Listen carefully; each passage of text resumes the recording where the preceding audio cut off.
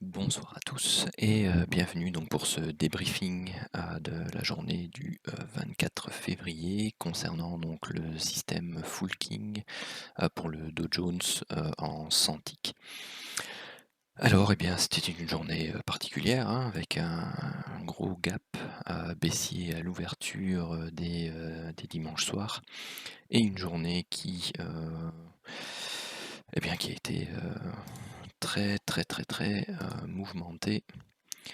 Juste pour vous montrer hop, le graphique cash du Dow Jones. Donc vous avez ce gap énorme donc de 28 900 quasi à 28 150, donc un gap de plus de 800 points et une bougie journalière qui se profile en forme de bougie d'hésitation juste en dessous de la zone de résistance ici. Donc très certainement encore une journée assez intéressante demain.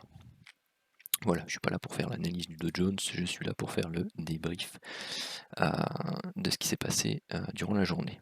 Alors, ici vous avez toute une série d'alertes. Alors oui, petite précision, vous voyez que maintenant il y a des petites alertes bleues et oranges qui vont apparaître. Donc ça c'est un test que je fais pour afficher en fait des divergences sur le plus court terme, voir un peu comment elles pourraient être exploitées, soit sur des zones support ou résistance importantes, dans le sens où de temps en temps, bah voilà, vous voyez que je trace manuellement des divergences, et bien tout simplement cette amélioration-ci permet de les afficher sans devoir les tracer. Enfin, vous ne voyez pas apparaître les flèches vertes ici et les lignes, mais simplement donc ces alertes-là. Et parfois, pour l'instant, je suis en train de les analyser, mais elles peuvent donner entre 5 et 15 points sur des niveaux intermédiaires pour faire un peu de scalping lié aux divergences. Donc comme ça, vous aurez un setup scalping lié aux alertes du King TT et ces petites alertes de divergence là, si c'est performant, je vais dire sur la durée. Et vous aurez plus les trades intraday qui pourront être pris sur les niveaux de divergence, donc ceci, et les zones de survente et surachat. Alors ici, celle-ci n'a pas été validée. Pourquoi? Parce que la ligne de tendance tracée ici, c'est celle-ci. Donc vous voyez qu'on vient la casser seulement ici. Donc c'est cette divergence-ci, donc la seconde, qui est validée. Et bien maintenant, vous voyez que elle se fait stopper. Donc je regarde aussi pour voir quand on a de multiples signes, de multiples alertes comme celle-ci, et bien tout simplement d'être beaucoup plus prudent et de pouvoir sortir à BE éventuellement plus rapidement quand on a une série d'alertes avec une longue traînée rouge ici en survente. Généralement, c'est pas forcément bon signe. Donc je cherche un peu à trouver donc une règle qui puisse satisfaire un peu cela. Donc il y a toujours la règle éventuellement des zones de range ici court terme qui vous aurez fait tracer ici votre boîte entre le plus bas et le plus haut, et ici on aurait cassé, et donc voilà la cassure de la boîte par le bas dans une tendance long terme. Voilà, c'était moins 20 points, enfin moins 25 points avec les spreads au lieu de moins 30. En gros dans ce cas-ci ça faisait pas une grande différence. Mais donc voilà, premier trade de la journée, premier trade stoppé, celui-ci il est à contre-tendance. Ici pas de divergence, ici dans la zone grisée. Pardon, vous voyez c'est ce genre de mouvement-ci en fait que je veux essayer de capter, et sur ce genre de trade on n'attendrait pas de confirmation, donc c'est-à-dire que c'est l'alerte qui donne l'entrée, et vous allez chercher par exemple ici la bande opposée du King TT, donc la bande rouge et verte. Donc là, tu vois, par exemple, celle-là, elle donnait 25 points. Enfin, 20 points, moins le spread.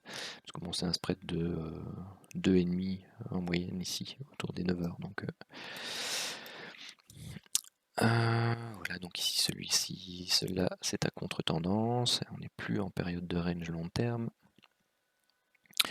Ici ce sont des trades dans le sens de la tendance, donc voilà, 10 points, 15 points.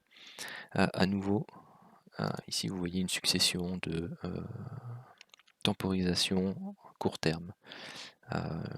Je vais vous donner plein d'infos dans cette vidéo, donc elle sera un peu longue.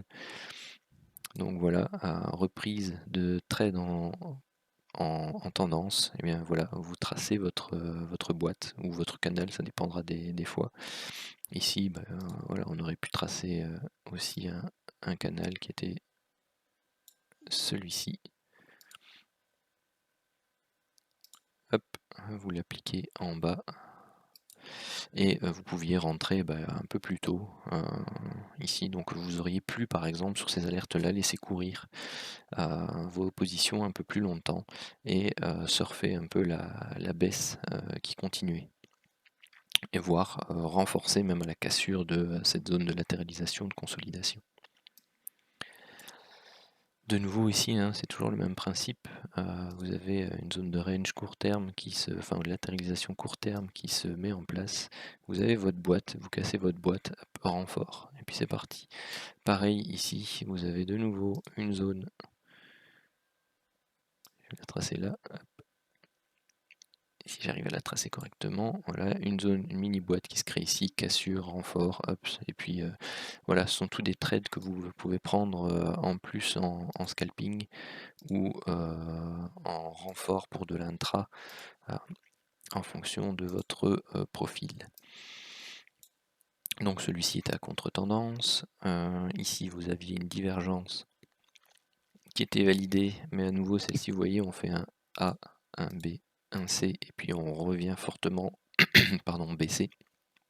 Celle-ci il ne faut pas hésiter à sortir, donc je l'ai compté en perte, moins 10 points. Vous avez ensuite la nouvelle baisse ici, et puis vous avez la divergence suivante qui se matérialise. Donc celle-ci vous rentrez bien à la cassure de cette ligne de tendance. Voilà, on a un petit pullback, on a le double bottom décalé ici, et puis hop, ça part pour aller chercher l'objectif 1. Et ensuite, je l'ai compté stopper ABE. Parce que voilà, on aurait pu sortir ici, mais c'est à nouveau, vous voyez, on n'a pas eu le temps de faire un retracement et puis de repartir. Je préfère attendre qu'on ait eu le temps de faire un retracement plus ou moins profond, entre 50 et 50% de la hausse qui est venue faire ici, pour voir si on ne prend pas un point d'appui et repartir. Parce que dans ce cas-là, ce serait couper la position un peu trop tôt et on manquerait justement la seconde impulsion pour aller rechercher l'objectif 2 ici. Donc là, voilà, celui-ci aurait été stoppé à ABE. Donc cette alerte-ci, on est en zone de range, à proximité, enfin dans la zone qui correspond. On se fait sortir. Pourquoi? Parce qu'on vient ici, puis on remonte, et puis vous voyez qu'on cale sous la MM50, et puis là, voilà, il faut partir, quoi. Donc là, je l'ai compté en perte, moins 15 points. Cette alerte-ci, on n'est plus en zone de range long terme, donc on est à contre-tendance ici, puisque la tendance principale précédente est baissière. Ici, donc, cette divergence-là, elle n'est pas validée, puisqu'on a la ligne de tendance qui est... Je ne l'ai pas prise au bon endroit. Donc vous voyez, on part sur ce point-là, ce point-là, ce point-là. Hop. Et ça correspond aussi à ce point-là. Donc ça, c'est une ligne de résistance magnifique lorsqu'on la break ici. Donc vous pouviez prendre la divergence qui était ici, soit au break de cette ligne de tendance-là, ou un peu plus tard sur le break de la grande ligne de tendance. Ici. Donc là, on allait chercher l'objectif 1 et l'objectif 2. Même un peu plus.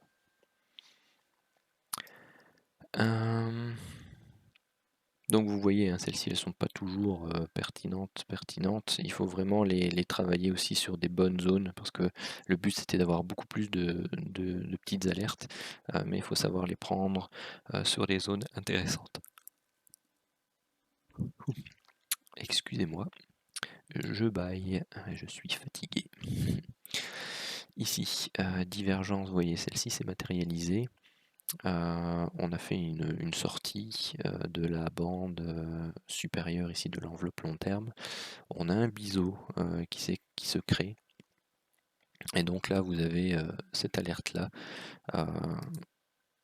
qui était, on va dire, une pré-alerte, donc le zone de surachat ici. Et puis vous avez le break de ce biseau et de la moyenne mobile 50 périodes.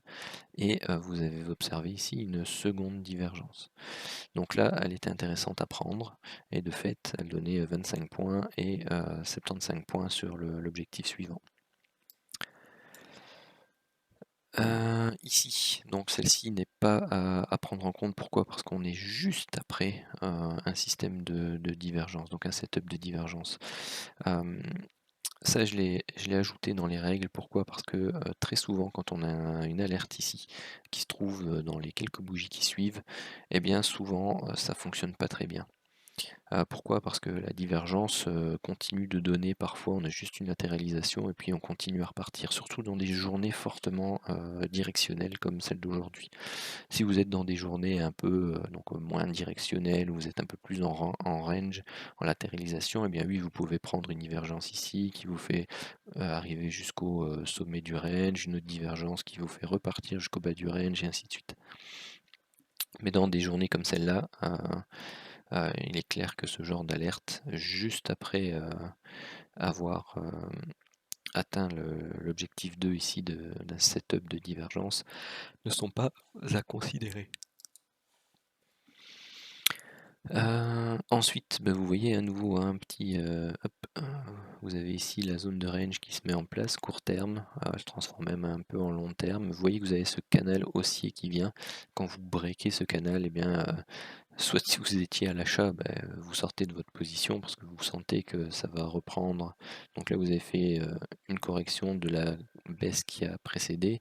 Et là, vous entamez une première vague baissière, sa correction, et puis vous pouvez vous attendre à une réplique derrière. Donc cette alerte-ci qui était donnée dans le sens de la tendance principale précédente, et encore j'hésite un peu, parce que vous voyez ça fait le yo-yo entre guillemets, quand vous arrivez là, c'est plus la hausse en fait qui a été ici la dernière tendance principale. Donc non, à toute logique, il ne faudrait pas la prendre. Et donc celle-ci non plus.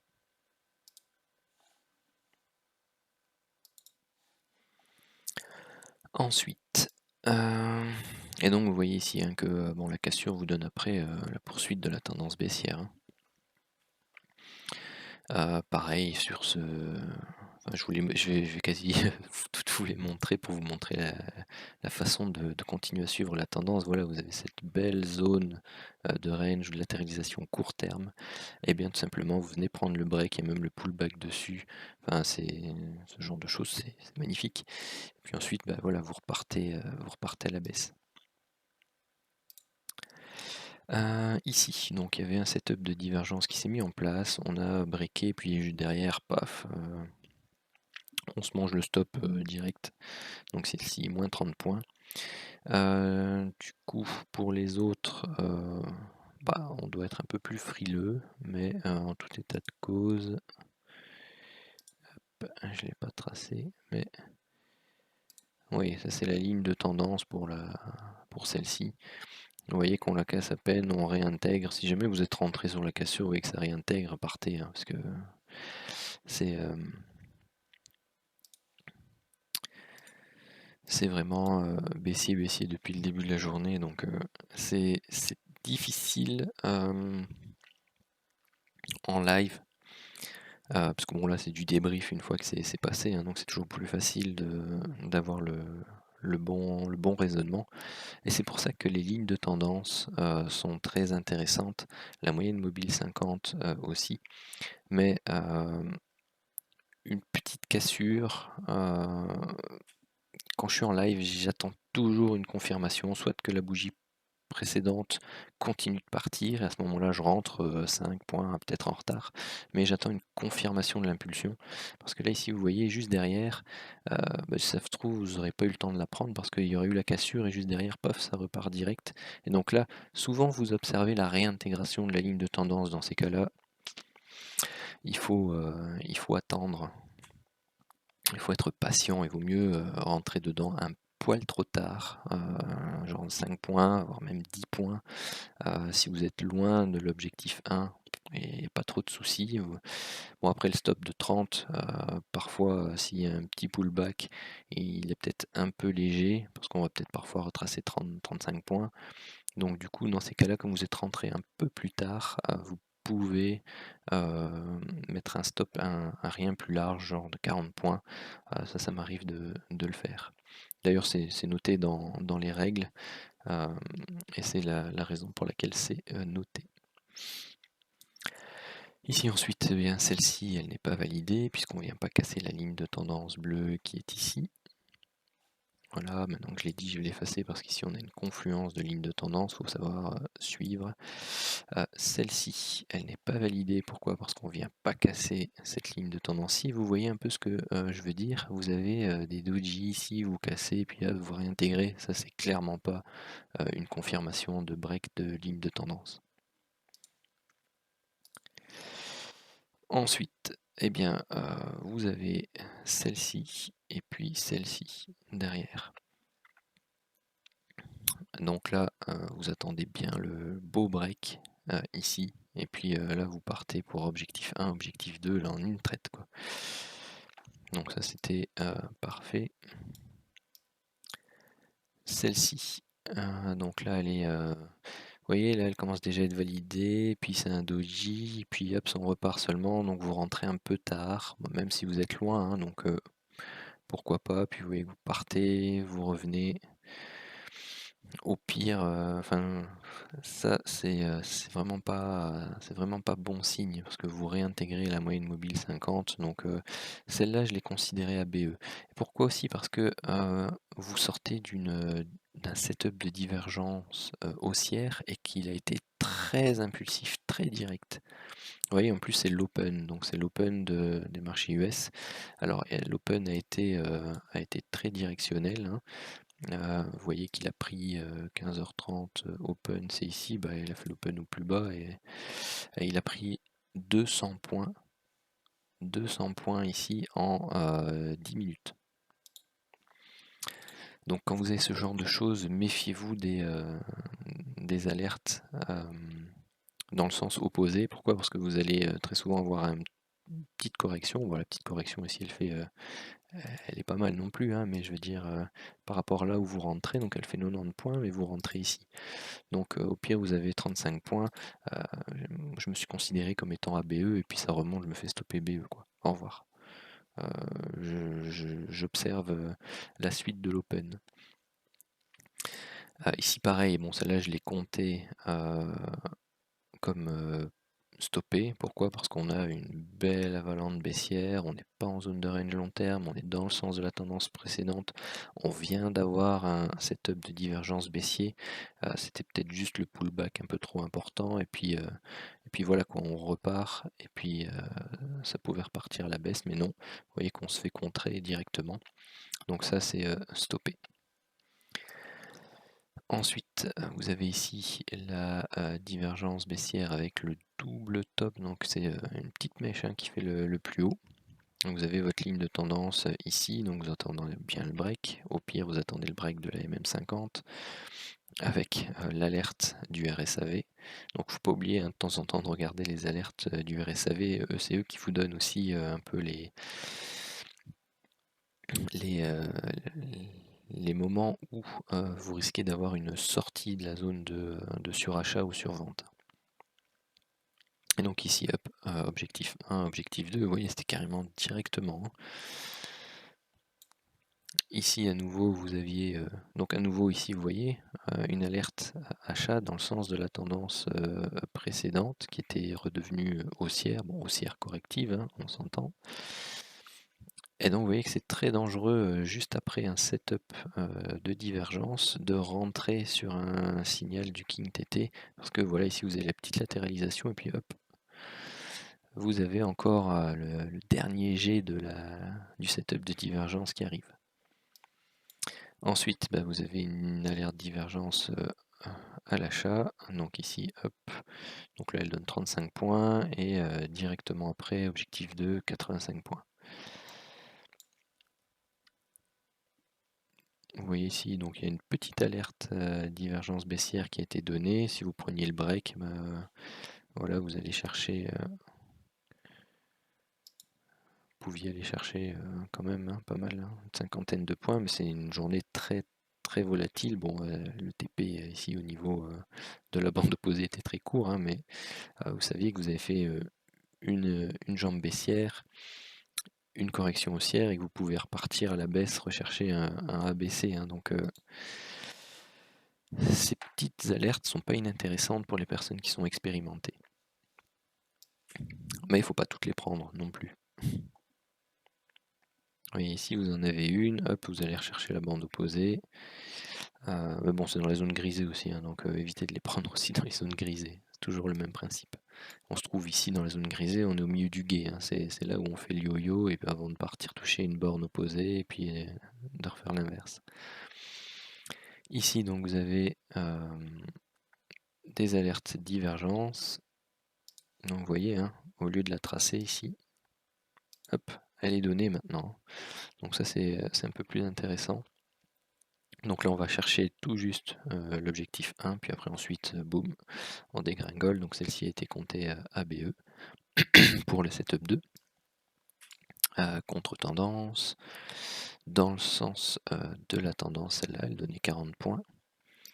Ici, vous avez, voilà, elle n'est pas donnée, donc il ne les donne pas encore toutes, malgré tout.